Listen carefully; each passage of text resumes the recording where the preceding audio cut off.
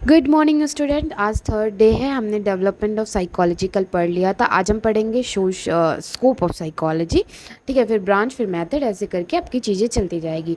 तो हम scope of psychology पढ़ते हैं। स्कोप ऑफ साइकोलॉजी मतलब क्या है कि आप जो साइकोलॉजी पढ़ रहे हो वो आपको कहाँ कहाँ पे काम आ रहा है। जैसे हम सब पढ़े हैं साइन थीटा, कॉस थीटा, ये सब कहाँ काम आया, लेकिन साइकोलॉजी काम आता है। ठीक है, तो साइकोलॉजी का एक अलग तरीका है पढ़ने का, एक अलग इम्पोर्टेंस है। वो सारी चीज़ें कहाँ कहाँ पे आपको इसको ज़रूरत पड़ सकती है, सिर्फ और सिर्फ बुक की दुनिया में नहीं, आप अपनी लाइफ में इसको कैसे उतार सकते हो, आपकी लाइफ में यह क्या रोल प्ले करता है, पूरी सोसाइटी में ये क्या रोल प्ले करता है, वो चीज़ें होती है स्कोप ऑफ साइकोलॉजी।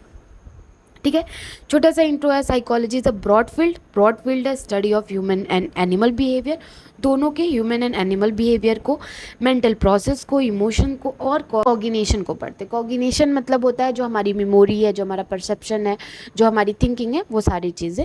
ठीक है, तो इस सब को हम स्टडी करते हैं साइकोलॉजी में। तो जो स्कोप है वो बहुत स्ट्रेंथ है across many area of life. बहुत सारे एरिया में आप पढ़ाई कर रहे हो वहाँ भी साइकोलॉजी लगेगा, आप लाइफ जी रहे हो वहाँ भी लगेगा, आप किसी रिलेशनशिप में हो वहाँ भी लगेगा, इवन आपके जो मम्मी पापा उनके साथ भी आपका एक साइकोलॉजिकल रिलेशनशिप आपकी सोसाइटी के साथ है। तो आपकी लाइफ के हर एरिया में साइकोलॉजी कहीं ना कहीं रोल प्ले करती है। मेकिंग इट एप्लीकेबल, इसको आप एप्लीकेबल कर सकते हो numerous of professional, academic and practice setting में। न्यूमरल मतलब कि बहुत सारे, आप प्रोफेशनल वे में भी, जैसे आप पढ़ रहे हो बीएससी नर्सिंग में साइकोलॉजी, वैसे बीएससी नर्सिंग में, बीएससी में जो नॉर्मल बीएससी होता है ऑनर, उसमें भी साइकोलॉजी सब्जेक्ट से बच्चे अपना बीएससी कंप्लीट करते हैं। तो ये प्रोफेशनल हो गया। एकेडमिक में वही चीज़ है कि हम जो पढ़ रहे हैं फिर उसको हम एग्ज़ाम में लिखेंगे, फिर उसको समझेंगे, ये सारी चीज़ें। इवन प्रैक्टिस पे भी, जो मेंटल हॉस्पिटल होता है वहाँ पे पहले इसी पे काम किया जाता है कि आखिर ह्यूमन को ये दिक्कत हुई क्यों। तो उनकी पूरी की पूरी स्टडी की जाती है, उनका हिस्ट्री लिया जाता है। तो ये मतलब आपको इसको बहुत सारी चीज़ों में काम आने वाला है। तो तीन में ब्रॉडली हमने तीन में डिवाइड किया, जैसे कोर एरिया ऑफ साइकोलॉजी, उसके बाद अप्लाइड, कहाँ पे आप अप्लाइड कर सकते हो साइकोलॉजी को, उसके बाद कुछ ब्रॉड अभी आ रहे हैं, जो कहते नहीं उभरते हुए टॉपिक्स आ रहे हैं साइकोलॉजी में, वो सारी चीज़ें आपको तीनों में पढ़नी है।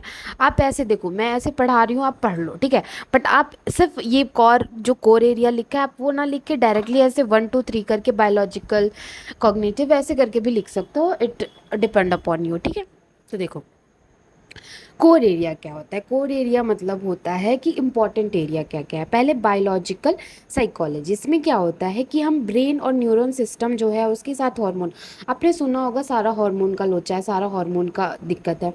तो ये क्यों है, इसको पढ़ने की ज़रूरत हमें साइकोलॉजी में होती है। हम ब्रेन को पढ़ते हैं, न्यूरन सिस्टम को पढ़ते हैं। न्यूरन सिस्टम आपने पढ़ा होगा अपनी 12th में, वहाँ पे हार्मोन का सारा रोल प्ले होता है।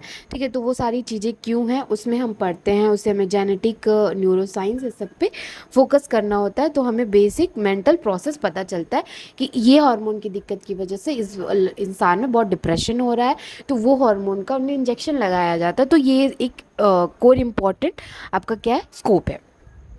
नेक्स्ट है कॉग्निटिव। कॉग्निटिव मतलब क्या होता है, मैंने पहले भी बोला कॉग्निटिव मतलब, कॉग्निशन मतलब क्या होता है, आपकी जो मेमोरी है, आपका जो परसेप्शन है। परसेप्शन अगर आपको नहीं पता तो सोचो, परसेप्शन मतलब होता है जो चीज़ें आप फील करते हो, आपने 5 सेंस ऑर्गन्स पढ़ा होगा, तो जो जो भी चीज़ आपको फील होती है वो आपके सेंस ऑर्गन से होती है, उसी को परसेप्शन कहा जाता है। ठीक है, आप अगर किसी चीज़ को देख पा रहे हो तो इट्स परसेप्शन। ठीक है, मतलब आप उसे देख पा रहे हो, आप उसको परसीव कर पा रहे हो, आप स्मेल कर पा रहे हो, आप टेस्ट कर पा रहे हो, फील कर पा रहे हो। तो ये सब कुछ उस 5 सेंस ऑर्गन पे के थ्रू आपको परसीव्ड होता है, तो उसे परसेप्शन बोला जाता है। मेमोरी हो गई, मेमोरी आपको पता ही होगा, यानी आपके जो मेमोरी, आपने कल क्या खाया था, परसों क्या खाया था, कल किससे मिले थे, ये सब आपकी मेमोरी है। 10 साल पहले आपने क्या किया था, वो आपकी मेमोरी बहुत वीक होगी, क्योंकि 10 साल बाद वाला तो किसी को ज़्यादा याद नहीं होता।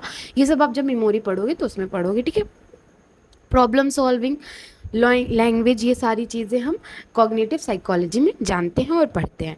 डेवलपमेंट साइकोलॉजी क्या है, एग्जामिन ह्यूमन ग्रोथ, ह्यूमन का growth change across the life span, यानी कि पूरा जहाँ से वो बच्चा था, इन्फेंट था, वहाँ से जो ओल्ड एज में वो जा रहा है, उसकी ड्यूरेशन में क्या क्या उस पर चेंजेस हुई हैं। कई कई देखोगे आप, किसी घर में अगर माता पिता जी का झगड़ा हो रहा है तो उस बच्चे का दिमाग उतना, मतलब वो उस चीज़ को बहुत ज़्यादा अपने दिमाग में ले लेता है, और वो बचपन से लेकर के बड़े होने तक उसका उस चीज़ पे चलता रहता है। बट कोई कोई होता है कि उस पे कोप कर जाता है, उस पे मतलब अपनी एक अलग थ्योरी लाता है, एक अलग चेंज लाना चाहता है। तो ये सारी चीज़ें हम इसमें पढ़ते हैं डेवलपमेंट साइकोलॉजी में। नेक्स्ट है social psychology, explore how individual influence by other. मतलब कि हम कहते हैं हम इनसे इंस्पायर्ड हुए हैं, हम कहते हैं हम इनसे मोटिवेशन लिए, ये क्या है?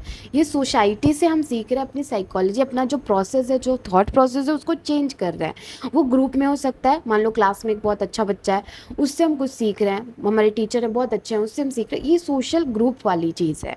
ठीक है, वहाँ पे एटीट्यूड, आपका स्टेरियोटाइप मतलब होता है किसी को जैसे पूरा क्लास है और उस क्लास में एक मोटा बच्चा, उसको बहुत चिढ़ाओ, मोटा बच्चा, एक काला बच्चा, उसको काला बच्चा, स्टेरियोटाइप कर देना। यानी कि उसको क्या बोल सकते हैं, हिंदी मुझे नहीं समझ में आ रही है बट समझ गए होगे आप, स्टेरियोटाइप होता है।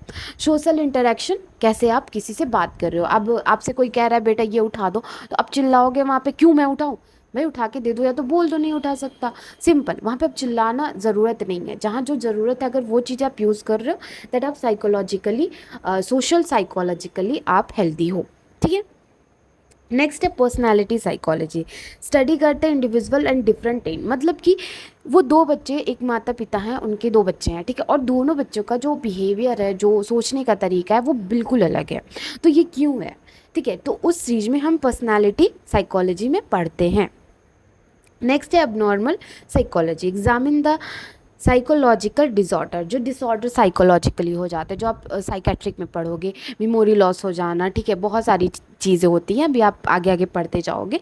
उस सब में क्या होता है, उसके कॉज सिम्टम ये सब क्या है, उसमें भी हम एबनॉर्मल साइकोलॉजी में स्टडी करते हैं, ये एक स्कोप है। नेक्स्ट है आपका कंपेरेटिव साइकोलॉजी, यानी कंपेयर करना, यानी कि तुम ऐसे हो वो ऐसा है, ऐसे कंपेयर करने पे भी हम साइकोलॉजी को स्टडी करते हैं कि animal behaviour to understand the similarity and different with the human. यानी किसी एनिमल बिहेवियर को, और फिर हम देखो एक मंकी होता है, वो अपने बच्चे से बहुत प्यार करता है, उसको चिपका के रखता है अपने पास। तो एक माँ का जो एक ह्यूमन की जो मम्मी है, वो भी तो अपने बच्चों को प्यार से रखती हैं। तो एक होता है कि माँ का प्रेम सेम है सारे बच्चों के लिए, चाहे वो जानवर हो चाहे वो ह्यूमन हो। तो ऐसे हम साइकोलॉजिकल स्टडी करते हैं, कंपेयर करके चीज़ों को पढ़ते हैं। अब आपको इम्पॉर्टेंट ये कोर एरिया वाला आपको समझ में आया होगा। नेक्स्ट अप्लाई, कहाँ कहाँ हम अप्लाई कर सकते हैं। देखो, पहला है क्लिनिकल साइकोलॉजी। क्लिनिकल साइकोलॉजी मतलब क्या है, diagnosis and treatment of mental illness. जितने भी मेंटल इलनेस होती है, मेंटल प्रॉब्लम होती है, उसको हम समझ सकते हैं। फॉर एग्जांपल देखो, बहुत सारे ऐसे मेंटल में केस आते हैं कि लोग अपनी तरफ अटेंशन लेने के लिए ना बहुत हरकतें करते हैं, और ये है, ठीक है, ये पॉसिबल है, ये होता है। लोग देखो, लोग बच्चों को क्या करते हैं, इग्नोर करते जाते हैं। बच्चों को क्या, कोई भी फैमिली मेम्बर है और उसको इग्नोर करते जा रहा है, बट उस बच्चे को अटेंशन चाहिए, तो वो अटेंशन के लिए कुछ ऐसा काम कर देगा कि फिर उसके बाद पूरे घर का अटेंशन उस पर चला जाता है।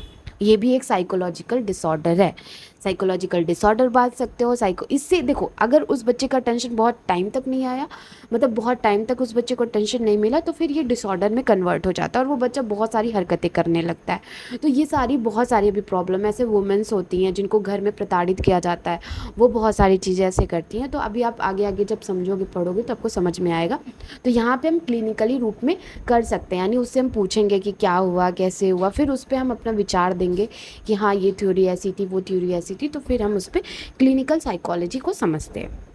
नेक्स्ट है counselling, help people with the everyday life style. मतलब बहुत लोग आते हैं कि यार मुझे कंसंट्रेशन नहीं हो पा रहा है, मैं किसी चीज़ पे ध्यान नहीं रख पा रहा हूँ, मुझे याद नहीं रहता। अगर ये ऐसे कोई आ रहा है आपके पास, आप उसको काउंसलिंग दोगे कि ठीक है कंसंट्रेशन नहीं हो रहा है, मेडिटेशन करो, अपने आप को मेडिटेट करो, स्ट्रेस से दूर रहो, स्ट्रेस से हटाओ।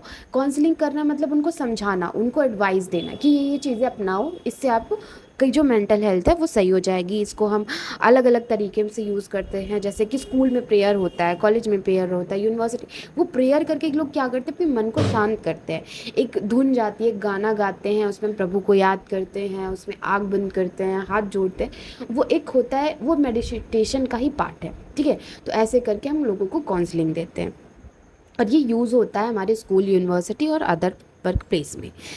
एजुकेशनल साइकोलॉजी जो हम अभी कर रहे हैं, ठीक है, आपको पता चलेगा कि ये चीज़ें भी हैं लाइफ में बहुत। देखो अगर आप स्टूडेंट नहीं हो साइकोलॉजी के, अगर आपने पढ़ा भी नहीं है साइकोलॉजी का, तो आपको लगेगा कि यार ये सब जो है ये पता नहीं क्या चीज़ें हैं, कैसे हो गया, मेमोरी लॉस हो रहा है, मतलब ये बुढ़ा हो रहा है।